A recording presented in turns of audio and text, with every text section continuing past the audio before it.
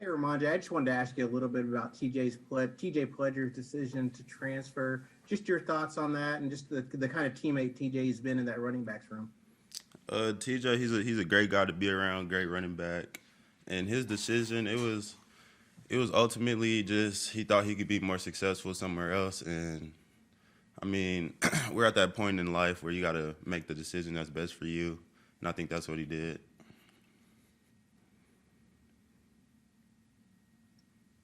All right, next question is going to come from Ryan Aber. Ryan, go ahead.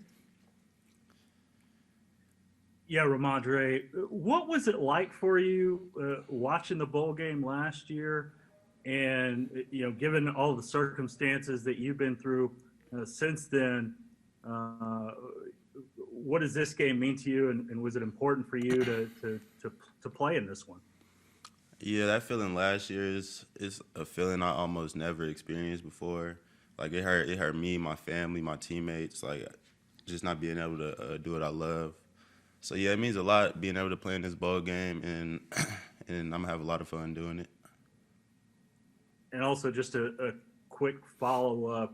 Have you given any thought to your plans for next year if you plan to come back or enter the draft?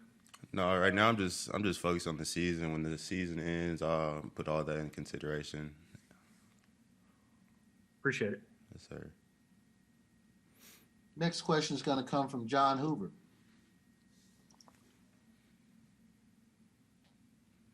Go ahead, John. Go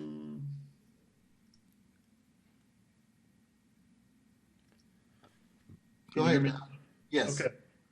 So, Ramondre, I'm wondering if you've had opportunities in practice, even going back to training camp, to block Nick Benito. What I'm trying to find out is how he's kind of progressed this season as a pass rusher. So almost suddenly, how he's emerged on some All-American teams. And if you watched his moves evolve, or if he's talking to you about what he's going to do or stuff like that. Blocking him is always a competition. We have a little competition every practice, and honestly, like I knew what he had in store. I think it was like I'm not a defensive player or anything, but I think it was just little things he had to sharpen up on to just take his game to the next level, and I think he did that. He's doing a tremendous job.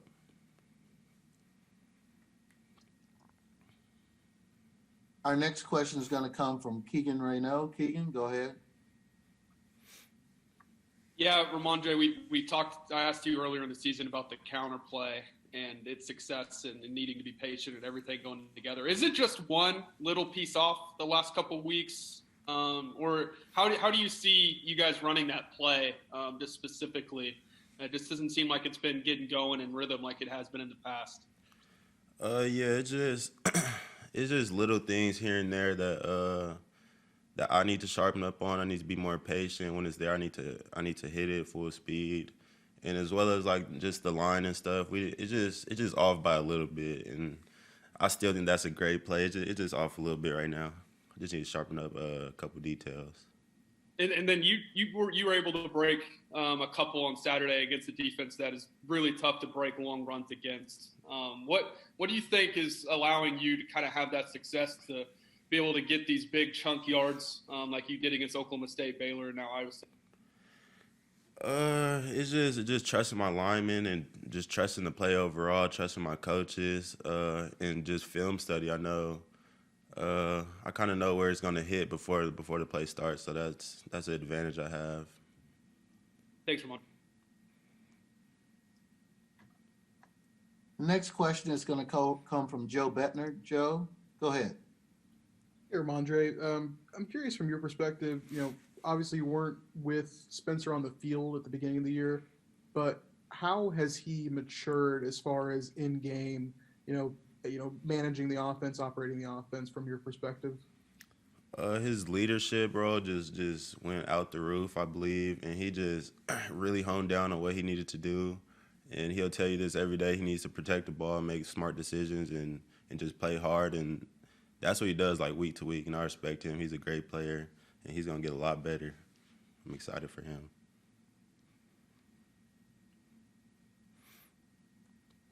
Next question is going to come from Jason Kersey. Jason, go ahead. Yeah, Rhamondre, you have talked before about how much you looked up to DeMarco Murray well before he was your coach. So I was wondering if, whenever you first met him, were you starstruck? Like, how did you handle that first meeting, and has it lived up to your expectations having him as your coach? I wouldn't say I was like starstruck, but it was a very exciting moment for me, and I think a lot of other running backs here. Just for him to be an NFL running back that did well in the NFL and just knows what it takes, and he went to OU, so we all just believed in him, and we hear what he has to say, and it definitely lived up to the expectation. He's a great coach. He's a great guy to be around, and yeah, he's just a great person. And just as a quick follow-up, did the fact that he's from Vegas have anything to do with your admiration of him? No, it actually didn't. That puts a little bit more on it. Like, he went to a very local school that my team plays every year, so it was a little family bonding just by being from Vegas and being from kind of the same area. Next question is going to come from John Huber.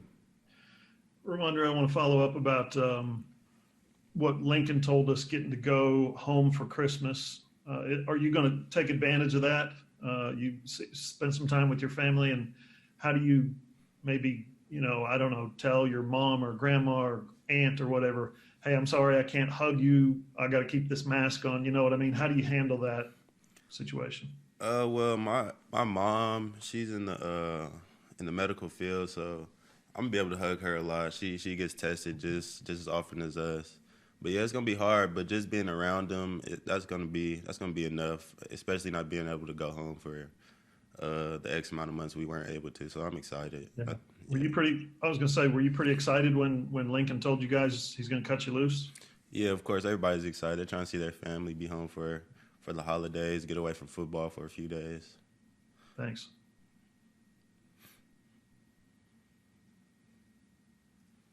If you have a question for Rhamondre, we still have him for a couple of more minutes. Please use the raise hand function and we'll get to him. And we do have a question from Cedric Bailey. Go ahead, Cedric. Hey, this is Cedric Bailey calling from Ardmore, Oklahoma. How you doing today, sir? I'm good. How you doing? He was talking about going home. First of all, what have you learned the most from this pandemic? And, because there are a lot of people, they didn't get a chance to finish their season, and you guys got a chance to play. But like, I went to school at East Central down the road. They couldn't play ball this year, but you guys got to. So what did that mean to you? It means a lot. We, us as players, the staff, we put a lot into it. We had to be very responsible in what we did. And I think we did that. We wanted to play football extremely bad this year. Like, we didn't even think it was going to happen at one point. So when we had to hone down and do what we needed to do to play football, I think everybody was all in, so we could finish our season out. Do you get a chance to stay in contact with CD, and you watched him over the weekend, and he ran that touchdown back? Yeah. How often do you stay in contact with those guys? We talk every now and then. I'll shoot him a text. He'll shoot me a text. Or like via Twitter or something. We're in contact still. Great. Thank you so much, and Merry Christmas to you. You too. Thank you. All right, Rhamondre, we got a couple more questions to close you out. We're going to go to Ryan Chapman next. Hey, Rhamondre, jumping back to DeMarco really quickly, Oklahoma and Florida have only ever played once before, and he was injured for that game. Has he mentioned that to you guys at all? Even in passing, it's just like, hey, I missed him the first time. You guys got to show out for me. Anything like that?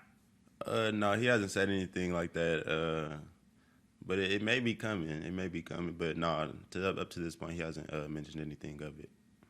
Gotcha. Thanks. Mm-hmm.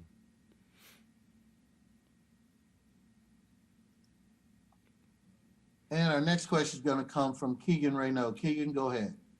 Yeah, Rhamondre, I obviously know nothing's been made official or anything like that, but there was a report that Kennedy Brooks is coming back to Oklahoma next season and returning. Just if that is the case, how much would you be looking forward to play alongside him, just with the success that he's had and the change of pace he would have with you as a running back potentially, maybe for next season? That would be great. I feel like we'll complement each other pretty good. And as well as the other backs in the room, I don't count any of them out. So whatever I decide to do, it's gonna be fun. It's gonna be fun, whoever I'm around. Thanks, Rhamondre. Next question is going to come from John Hoover. Go ahead, John.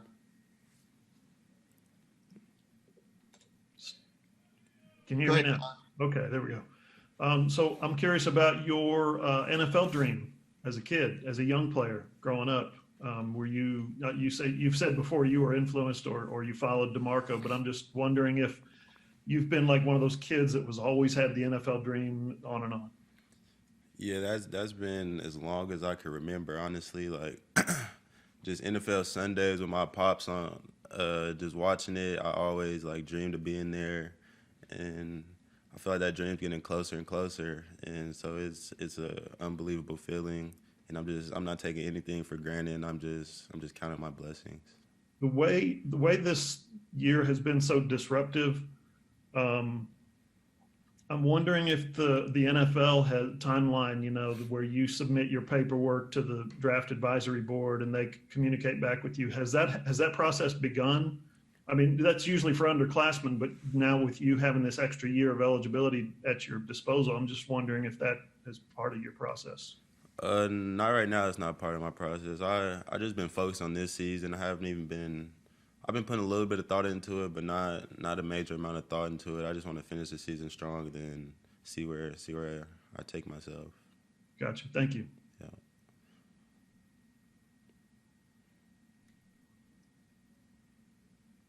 All right, Rhamondre, we have time for maybe one more question. If someone has one, please raise your hand quickly so we can get that to them. We do have a question, and that's going to come from Mason Young. Go ahead, Mason.